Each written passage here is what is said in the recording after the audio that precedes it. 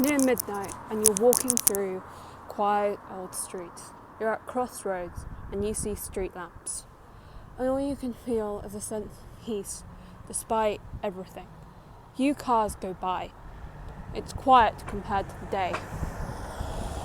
You don't mind. The breeze is cool.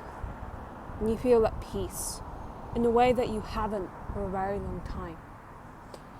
Weird thought, really. You're not shoveling your face with cake or anything else. You close shops and you wonder where you had walked with friends or had gone and eaten when you were hungry and bad at budgeting. But despite this all, you feel a sense of mourning and the thoughts of the fact that that place you left could have been a place of great harm. But you feel as though you are stronger than you were before. As such, you decide to move on with your life and stop. But the thoughts will always remain. One day you might be called back, because you felt that call before. Burning and strong and zealous. Like the good book said, that it's faded and you feel confusion. Because even though you were not good at doing and fulfilling those words, those instructions found between that old book, that old sacred book that you read without understanding. When you did, all you remember is the pain instruction brought you. You decide to close it and move on. You may never have truly been harmed, but the crisis of self, and twice over an inherent thing you could not control, was bad.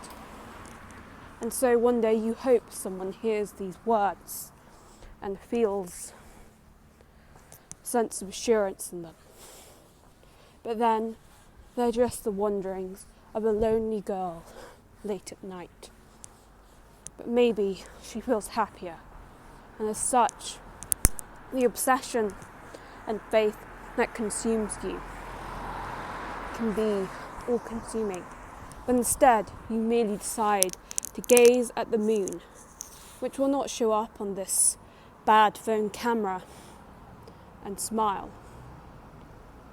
And you wonder how people can be obsessed with the turnings and the phrases, and think the things you thought were bad were not, and the all-encompassing, somewhat destroying nature of that way, that those temples or churches, as they were, could be. But then you don't hate them and you see the great good that reflected within your own parents' eyes.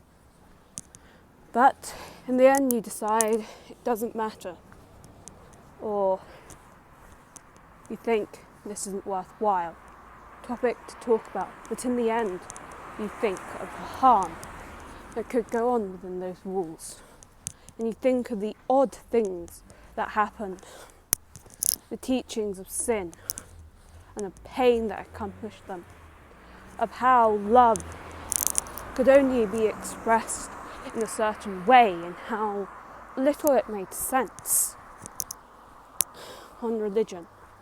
But then, and how you would feel the pain of letting go, the assurance of the emptiness that the universe provided.